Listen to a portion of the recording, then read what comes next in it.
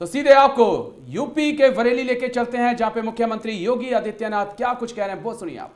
गरीब को 5 लाख रुपए की स्वास्थ्य बीमा का कवर देने का कार्य पूरी प्रतिबद्धता और पूरी ईमानदारी के साथ किया गया, लेकिन दूसरे कार्यकाल के लिए भी लक्ष्य निर्धारित कर दिए गए। आपने देखा होगा एक जगह धरना चल रहा है और धरने में मांग क्या हो रही है। पहले दिन उन्होंने कहा एमएसपी की गारंटी मिलनी चाहिए। भारत सरकार ने कहा कि एमएसपी तो हम दे ही रहे हैं, एमएसपी वापस लेने का कोई सवाल ही नहीं होता है। एमएसपी बल्कि कृषि संबंधी 3 कानून बनने के बाद सितंबर 2020 में एमएसपी में बढ़ोतरी करने का काम भी प्रधानमंत्री मोदी जी के नेतृत्व में केंद्रीय कैबिनेट ने किया है। लेकिन गुमराह करने वाले लोग क्यों गुमराह कर रहे हैं? क्योंकि उन्हें बुरा लग रहा है। और बुरा किस बात का लग रहा है?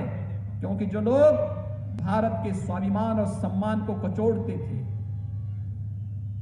भारत की आस्था के साथ खिलवाड़ करते थे, जिन्हें यह बर्दाश्त नहीं है कि अयोध्या में भगवान राम का भव्य मंदिर क्यों बन रहा है, आज वे लोग परेशान हैं। क्योंकि अब तो प्रधानमंत्री मोदी जी ने अयोध्या में भगवान राम के भव्य मंदिर के निर्माण का शुभारंभ भी कर दिया है।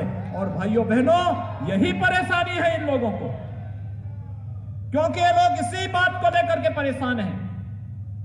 ये लोग मामले को लटकाते थे, भटकाते थे, लड़ाते थे और हर स्तर पर प्रयास करते थे कि कहीं भी किसी भी व्यक्ति को इस मुद्दे को उठाने की छूट न दी जाए।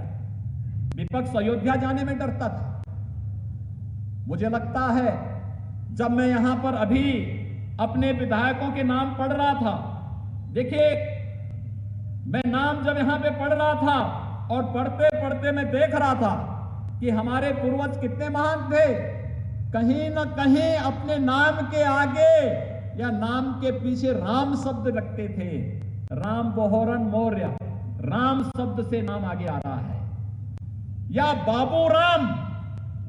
यह हमारे पूर्वजों की सोच है। राम के प्रति भारत की सनातन आस्था को व्यक्त करने वाला यह भाव, और भारत की आस्था पर प्रहार करने वाले लोग नहीं चाहते थे कि अयोध्या में भगवान राम का मंदिर बने। और हमारा किसान तो जब मिलता है राम राम ही कहता है, उसका संबोधन ही राम राम का होता है। सुबह मिले शाम मिले राम राम। और अगर प्रियजन गुजर गए तो राम नाम सत्य है कहकर के अंतिम यात्रा भी निकाल लेते हैं। यानी पूरा जीवन जन्म से लेकर के अंतिम यात्रा तक एक शब्द हमारे साथ चलता है मंत्र के रूप में, वह राम का शब्द है। और राम को हमसे अलग करने की साजिश किस रूप में हो रही थी? मोदी जी आए, उन्होंने प्रयास किया। देश की उच्चतम न्यायालय ने मेरिट के आधार पर फैसला दिया और अयोध्या में भगवान राम के भव्य मंदिर निर्माण का मार्ग प्रशस्त हुआ। और प्रधानमंत्री मोदी जी ने अयोध्या में आकर के इस कार्य का शुभारंभ भी कर दिया है। और विपक्ष को इस बात की परेशानी है, क्या अयोध्या में राम मंदिर बनना चाहिए कि नहीं बनना चाहिए?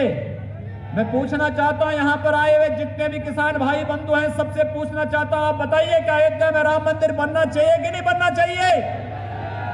मोदी जी ने काम ठीक किया है, आप समर्थन करते हैं तो एक बार बोलिए जय श्री राम, जय श्री राम। विपक्ष को दूसरी परेशानी क्या है? दूसरी परेशानी है 1952 में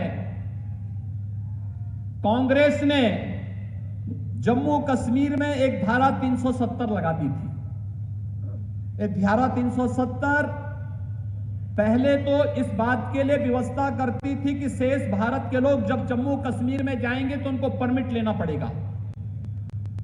लेकिन इसके लिए जनसंघ के संस्थापक अध्यक्ष डॉक्टर श्यामा प्रसाद मुखर्जी के नेतृत्व में एक आंदोलन चला और आंदोलन के माध्यम से तय हुआ कि नहीं, एक देश में एक विधान, एक प्रधान और एक निशान ही रहेगा।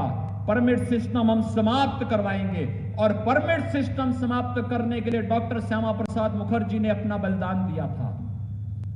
भारतीय जनता पार्टी ने जम्मू कश्मीर के लिए और भारत के नागरिकों को कश्मीर के अंदर किसी प्रकार की आवाजाही में कोई प्रतिबंध न हो, इसके लिए आंदोलन किया। लेकिन कांग्रेस ने एक व्यवस्था वहां और बना दी। अगर बरेली के लोग, शाहजहांपुर के लोग, पीलीभीत के लोग और बदायूं के लोग चाहे, यहां का नौजवान चाहे, वो अच्छा खासा कमा रहा है, उसको लगता है कि नहीं मुझे यहां के साथ साथ अपना एक मकान श्रीनगर में बनाना है, वैष्णो देवी की यात्रा के लिए जाते हैं तो कटरा में एक धर्मशाला बनाना है, नहीं बना सकता था। भाइयों बहनों, प्रधानमंत्री मोदी जी ने और गृह मंत्री अमित शाह जी ने कश्मीर में धारा 370 को समाप्त करके बरेली, पीलीभीत, बदायूं और शाहजहांपुर के लोगों को ये छूट दे दी है। आप चाहें तो जम्मू कश्मीर के अंदर, आप चाहें तो श्रीनगर या लद्दाख के अंदर। और साथ साथ मैं आज एक मुस्लिम धर्म गुरु का बयान पढ़ रहा था। जम्मू से उनका बयान आया है और उन्होंने कहा कि हम प्रधानमंत्री मोदी जी का अभिनंदन करते हैं कि जम्मू कश्मीर के विकास की प्रक्रिया को उन्होंने धारा 370 को समाप्त करके आगे बढ़ा दिया है। भाइयों बहनों, हमारा यह शरीर है, अगर शरीर का कोई अंग कमजोर हो जाता है तो शरीर पूर्णांग नहीं माना जाता। अगर देश का कोई हिस्सा विकास की प्रक्रिया से वंचित हो जाए, कमजोर हो जाए, तो क्या देश मजबूत हो पाएगा? और यही स्थिति थी।